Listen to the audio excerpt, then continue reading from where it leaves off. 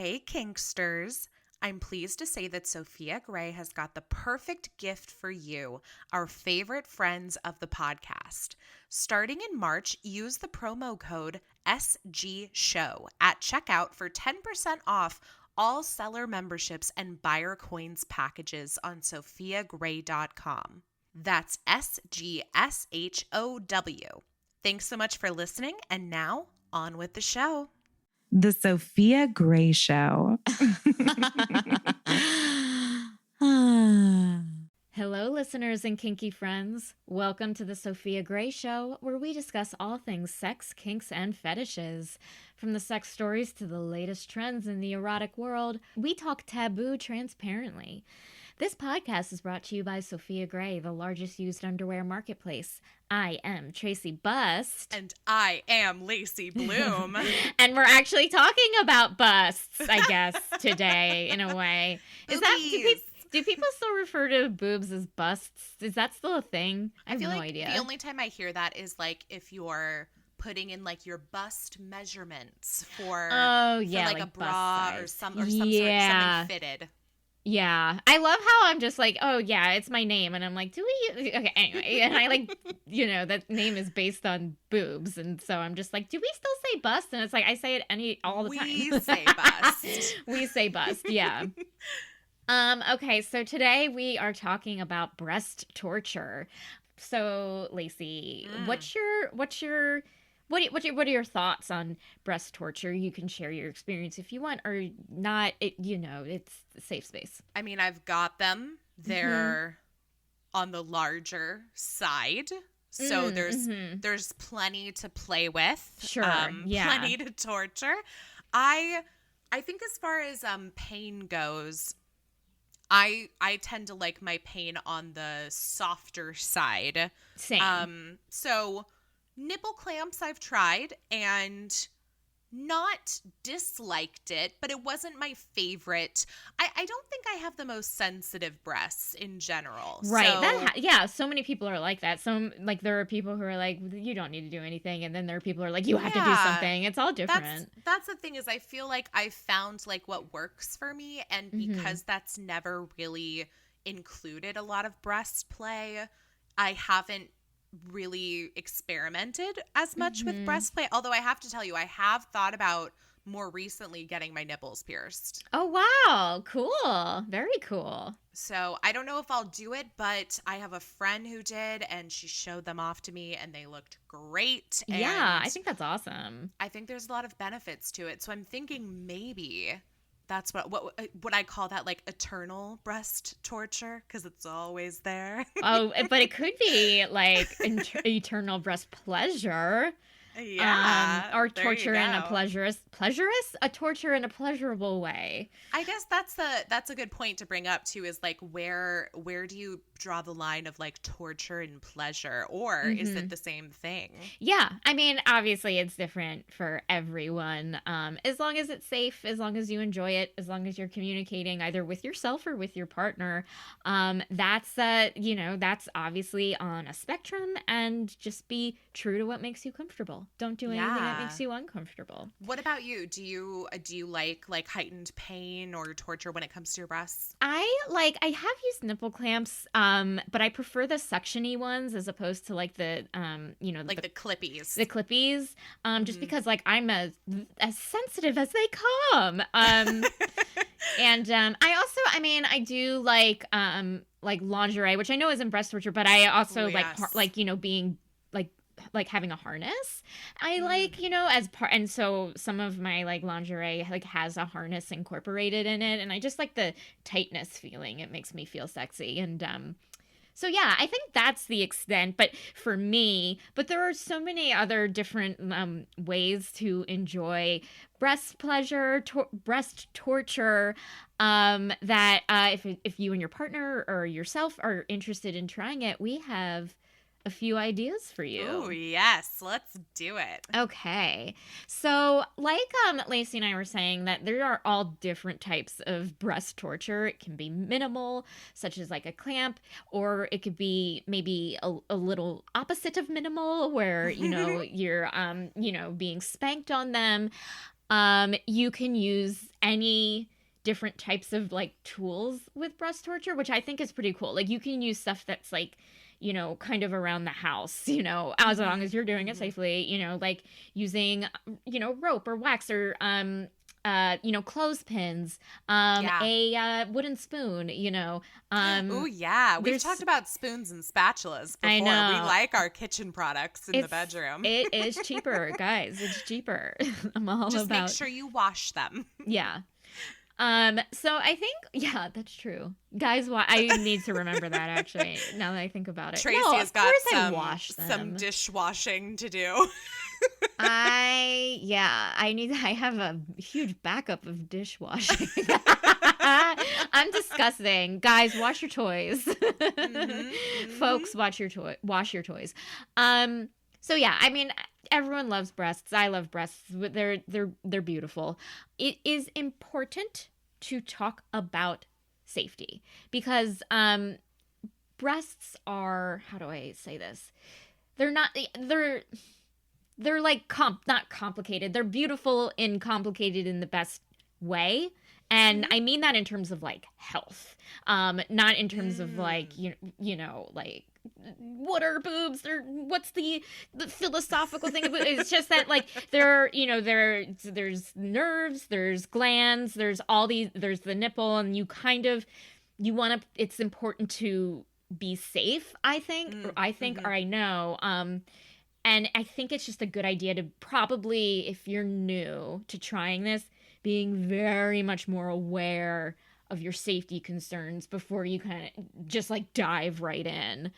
Yeah, I agree. I mean, we know when it comes to any and all forms of BDSM play, there has to be great communication and there has to be excellent trust. And, you know, this is one of those times where up front, you and your partner are going to have to do some talking about what it is that you want and, you know, obviously setting a safe word and just making sure that you're taking any necessary precautions before you get started. And I know when it comes to, you know, anything in the bedroom, when we talk about like safety tips and communicating beforehand, it might seem like a lot of work, but I think it's all worth it in the long run because once you get into the actual action, you can enjoy it and not have to have these worries or concerns. I know it's so hard for me to turn my brain off, like anytime, like, and that includes during sex. So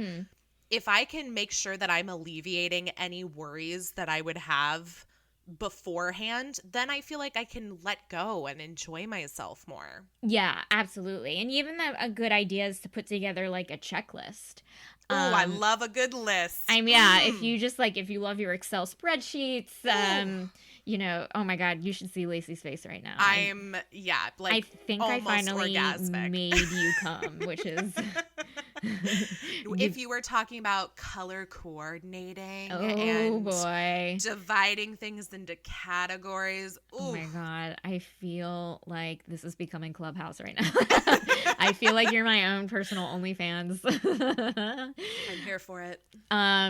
Okay. So I think for, you know, some things you need to think about, just some tips, which, you know, I think like if you're into kink, you're into fetishes, you're going to be like, I know, but let's just say them because I think it's important to remember, especially with these sensitive areas. Something to keep in mind is having a first aid kit or an aftercare kit nearby. And I definitely think that includes ice packs, balms, compresses, just right away. Because again, this area of the body can be so sensitive. Just depending on hormones and, you know, like other health issues, skin issues, you know, like it's important to be very aware of like what kind of condition that your body is in at this point. So this also means, you know, using your eyes. The dom needs to look and see what they are doing to the submissive. Again, obvious, but it is really important to pay attention to how your submissive is responding. Yes. Conversely, it's also important for the submissive to communicate It doesn't matter if you do breast play all the time or you're just trying it. Trust is important. Communication is important. Use your safe word if something is hurting or something's going too far. And if your dominant doesn't like it, walk out the door. Yeah. No, I think people are afraid sometimes to use their safe word because they think, oh, like I can take more, like this hurts and this is painful and I'm not enjoying it, but maybe it'll get better. Maybe it'll be better if I wait. No, if something doesn't feel good, and we've talked about the difference between like being uncomfortable or nervous as opposed to just experiencing pain that you don't want to experience. If you want to experience pain, that's a different kind of thing. But if you are experiencing pain, there is nothing wrong with you speaking up. And you know what? Even if it's not pain, even if you just aren't enjoying it, maybe you're giving breast torture a try for the first time and you decide there's something about those nipple clamps that just aren't sitting right with you. Yeah. That's okay. That is perfectly okay to speak up. Yeah, and I think it's okay, like, obviously in any form, where it's kind of like, you ever have those days where you're just like, I'm not feeling it right now. I want to do something different. And I think, like, you should have a dom that you won't disappoint by saying that, of just like, I'm not in, like, this is not something I'm into right now. And it's like, okay, let's do something else, and it's just like very, communicative and trustworthy. So yeah, I mean, again, we say that all the time, but I think it bears repeating and reminding as much as possible. And you know what? Even if you don't like it that day, maybe you can try it a different day. Yeah. I mean, just because you didn't like it the one time doesn't mean you might not like it on Tuesday. I mean, exactly. Yeah. Or with a different partner. Like, I mean, it's all up in the air and there's nothing to like be ashamed of or think there's anything wrong with you. It's natural and normal. So speaking of natural, I do want to talk about, different things to be aware of when, doing breast play and breast torture.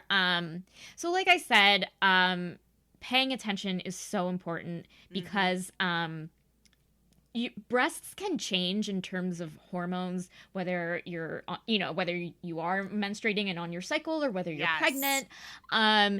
They change in amount of sensitivity, heaviness, and tenderness, which I think a lot of people can relate to, of having tender breasts, just depending on whether you're nursing or pregnant or, ovulating. Like, this is something to pay attention to and to communicate with your partner. If you're a dom, ask, just like making sure that you guys are on the same page.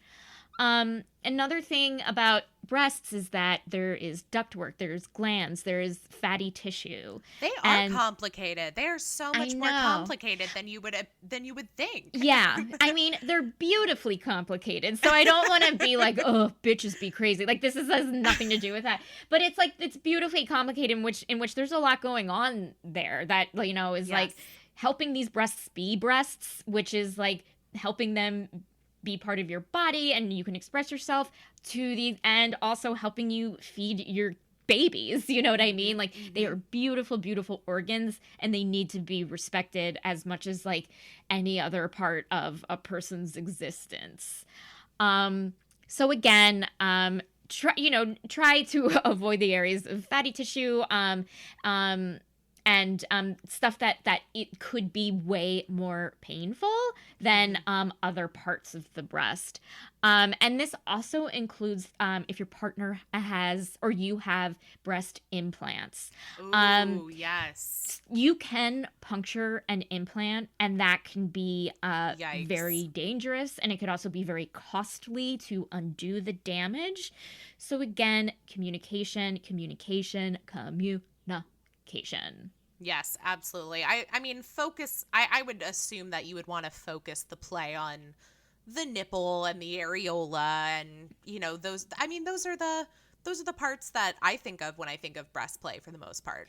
Absolutely. And I think with that, which we were talking about earlier, be aware if someone has a nipple ring, especially if you're using a flogger or a whip. You don't want things getting tangled. Sorry, I had to mention it, but I had to. I can hear you all cringing, but seriously, beware of nipple rings. You don't want, I'm like, as I'm talking about it, like, I feel pain right now, and do you know that's like this is my breast torture. Yeah. That's like the one hang up that I have about getting my nipples pierced is not even, I do fine with pain. I have several piercings. I have several tattoos. For me, it's more of the idea of like getting caught on something. Like if I'm changing my clothes even, or somebody's hair getting caught. Like that is like the one hang up that I have about nipple piercings. Sure. I totally understand that. I think people have that hang up about like piercings all the time, no matter where. And so I feel like when it's like your nipple, it's like, you know, so yeah, that's again, but I think, I mean, it's funny, but I also think it's important because like if your partner is uncomfortable because of their nipple ring, like that's something you need to be aware of, because you don't, because like, you know, I think that feeling, as much as it's like, again, like maybe on the silly end as we're talking about this, it's also very important to communicate that and to be aware of that. And we're just talking about nipples. We're not talking about, you know, pierced clits or scrotums or anything either. That should be... Have we talked about that? That I think like we have. Yeah. Okay. I think we have talked about genital piercing. I know we've talked about piercings before. And I don't know. Yeah, if we mentioned that, I think we were just talking about the pluses of piercing. But, you know, I do think, anything that's pierced, you know, like be aware and make sure you and your partner are comfortable. Mindful. Mindful of the piercing. So... Again, if you're wondering, okay, how can I ease into this and still have fun if I haven't done this before? There are great ways to ease into it. First, you can start pinching or twisting with your fingers or using your mouth, like sucking and biting. I'm sure you're just like, yeah, I do that anyway. but I mean, I do think like, you know, if this is something you want to get into, maybe paying more focus to those kinds of actions during sex, you know, more so than other actions. If you guys want to like ease your way into breast play, and it again, reminds me of when we first started, when we talked about like training yourself for deep throating and like, okay, you know, start with, you know, something, whether it's like a toothbrush or a toy or, you know, a banana or whatever, and push it towards like the back of your mouth. And then when you reach the point where you think I'm going to gag, just push a little bit further and then pull back. And then continually training yourself to go a little bit further. Like I think that's a good way to approach this as well, is like, you know, maybe it's some sucking or biting or pinching, and then maybe if that seems good, the next time you go a little bit harder, or maybe we step up from our hands and our mouths to a clothespin, you know? Yeah, or using a paintbrush, which I personally like. What? Yeah, so I also, like, for me, I do like a flogger, like not hard, just brush it. I love the brushing feeling more than like the pain feeling on my breasts. Right. And I think like, yeah, I mean, definitely if you're doing breast play, figure out, you know, like if you like a light touch versus a harder touch. But I think if you're into a lighter touch, I think paint brushes could be a lot of fun. I'm going to need to think about the paintbrush. This is one that hadn't really crossed my mind before. I'm going to have to think about the paintbrush. Yeah. And then, of course, there are nipple clamps at, like, you know, stores.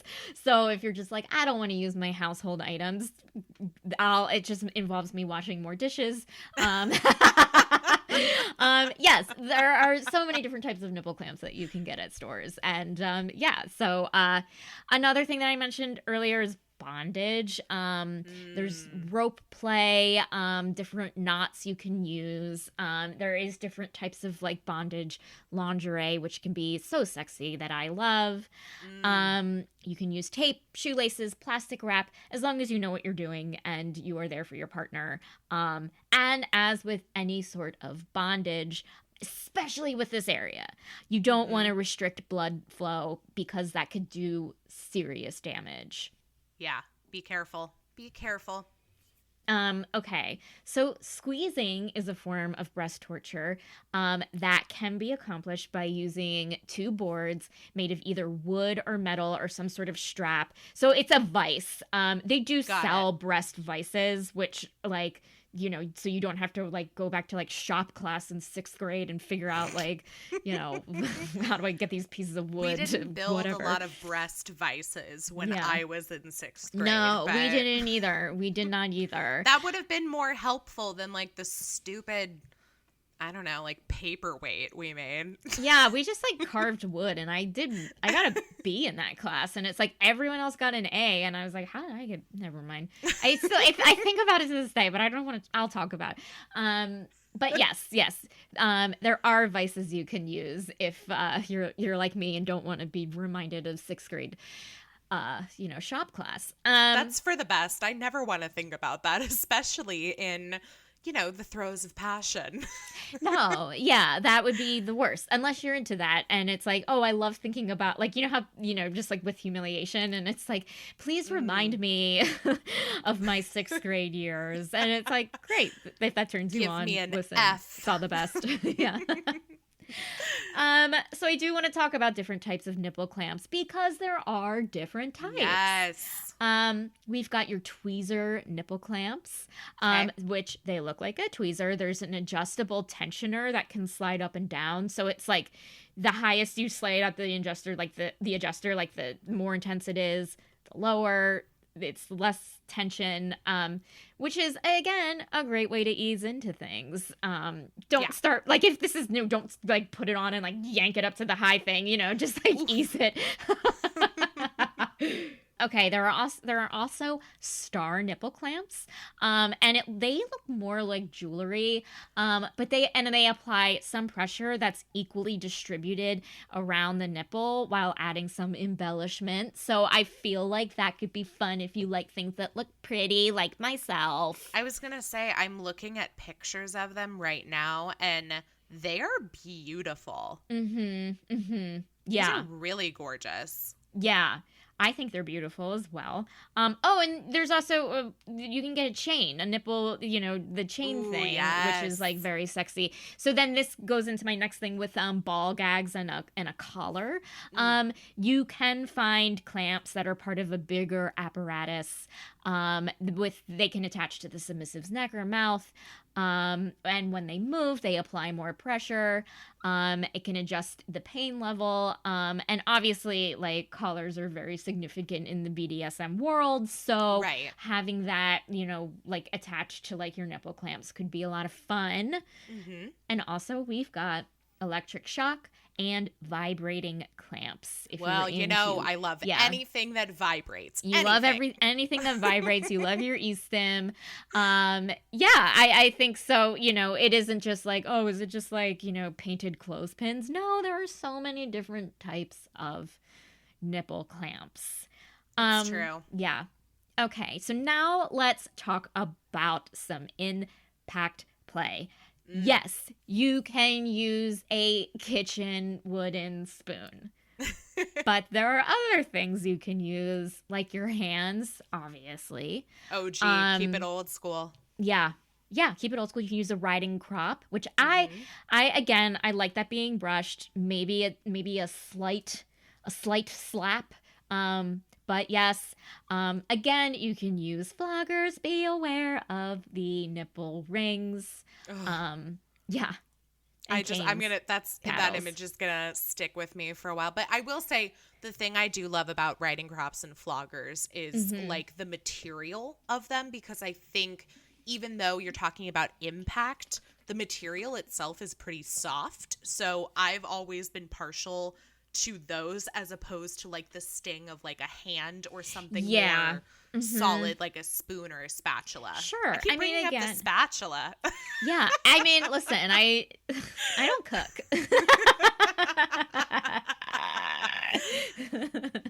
There you go. That's all you need to know about Tracey. Yeah. I have so many wooden spoons. Never have they been never inside cooked a pot. Pasta. Yeah. Okay, so in terms of aftercare, like I mentioned, ice is so helpful. Balm, arnica balm is very helpful.